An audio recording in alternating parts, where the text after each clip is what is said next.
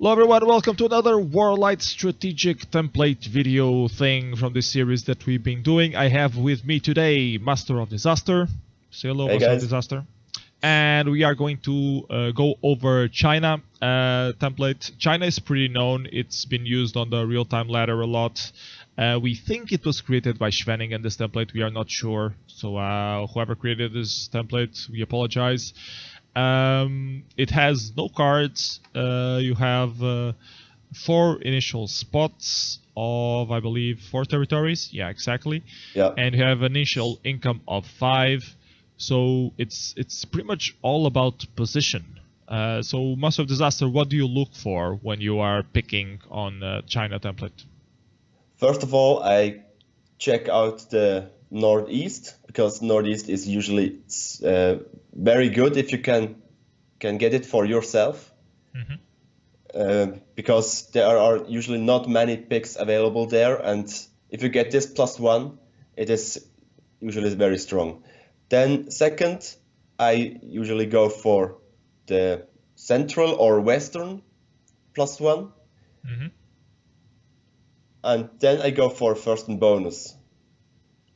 For example, in this distribution, in the south is Hainan or Hong Kong, which are both first and bonuses, or also in the center is Shaanxi, also super good first and bonus. So in this distribution, I would definitely go for Shaanxi because even if I miss my first pick in Harbin in the north, then I can still counter it long term from this first and bonus, and it's very safe. Okay. Well, okay, let me explain my logic when I usually play this. Usually I hate the fucking north because you have to either pick there and get lucky, like with your first pick, or you have to overpick there to make sure that you are there. So I really have a hate problem with this template because of the north importance. Yeah. Because as you mentioned, it's very safe. Once you get there, you can get a +5, you can get a +4, and everyone is always miles away from reaching there. And I don't particularly like that Shaanxi pick that you mentioned because you have extra territories to get out of, which makes it safe, but at the same time, the expansion from there is shit. Once you get out of there, you don't have much expansion to go for. And from my experience that's exactly in China, right, yeah. from my experience in China, you always meet your opponent quite early on. You finish like one territory, and you are either your opponent is countering you, or you want to counter your opponent. So you usually want some expansion, some good expansion next to you. I do like the Hainan pick that you mentioned in the south. I think that's pretty good, pretty safe, first turn bonus. I usually also go for the +1s that you were mentioning, and then I usually look at these combos of +4s that exist on the west, because they're very good ratio for the number of territories, the island in Taiwan and Fujian. So those are usually higher priority picks for me after I go over the north and the east. Because they're just more income with less, and you can also, when you get one of them, you can expand into the other one, so you also get decent amount of expansion out of it. That being said, the main point that I think about China is position. You have to go for the +1s, otherwise you won't have enough income for early fights. Yeah, and expansion. Yeah. And you always want a position in the north, a position in the west/center in Chengdu, and then a position either on the center or on those +3s in the part of the center when they are first turn bonuses, or you want to be on the islands in the east and south. And you need to cover these 3 spots.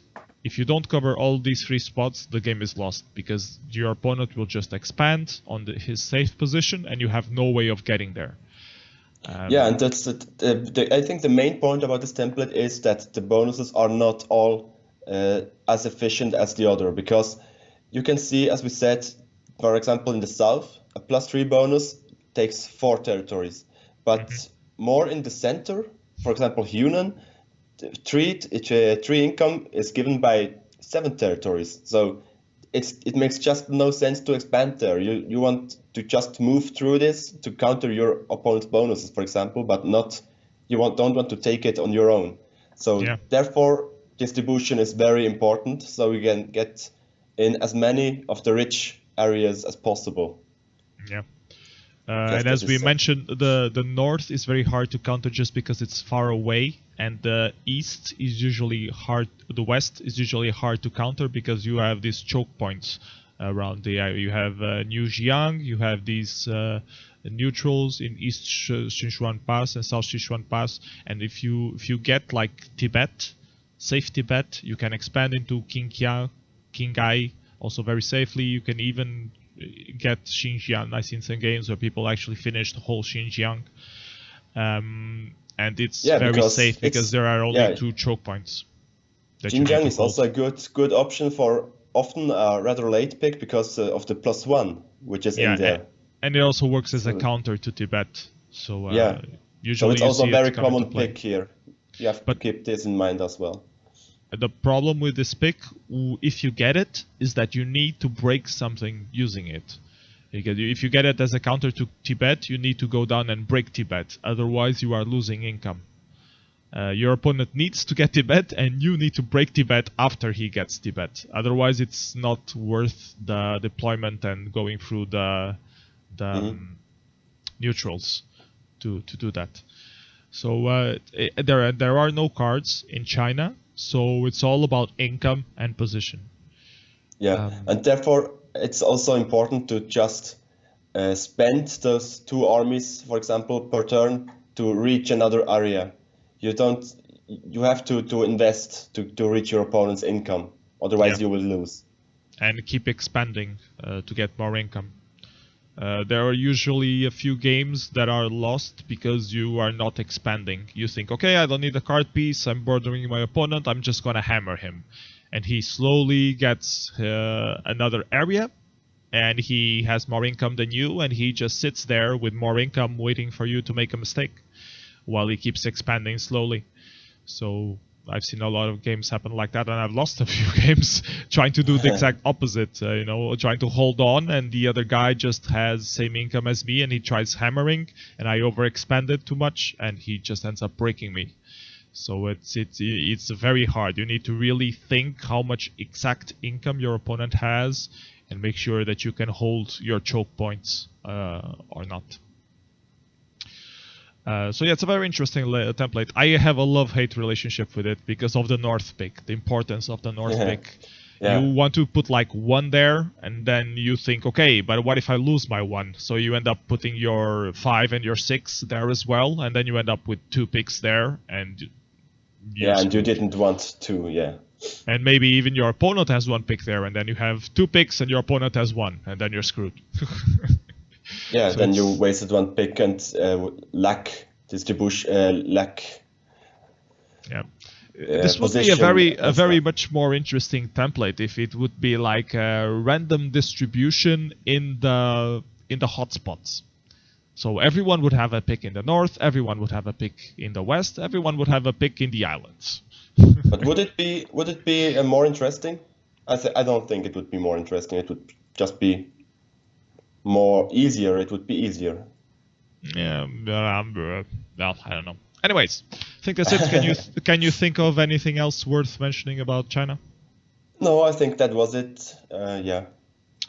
Okay, so I have one more thing that I wanted to say. There are some people who use a lot these +2, either in Shanghai or in Beijing. The Beijing one is specifically useful because you can counter the north and get initial income. The Shanghai one I don't like so much. I've seen people that use it, and then they use it to either go into the south, into the islands, to counter the islands, or to go into the center to counter these +3s that are usually first turn bonus. But I don't really like Shanghai that much because you don't have good expansion next to it. So that's why I dislike them. But they are very important in terms of position. So bear in mind that people might pick those places. But other than that, yeah, the hot zones we mentioned are usually the plus ones. Harbin, Chengdu, Lhasa, picks in the islands, and then usually a counter in Urumqi or Beijing. These are usually the hot spots that people are picking in because they give you good coverage and good initial income. Yeah. Okay, so I think that's it right. for China template. If you guys have any questions or if you want us to analyze some games, please feel free to either post on the comments of the YouTube video or post on the strategic forum thread. Share your games, ask whatever questions we want. People are always up for discussing pick strategies and things like that. So yeah, good game. Take care. Bye-bye. Bye.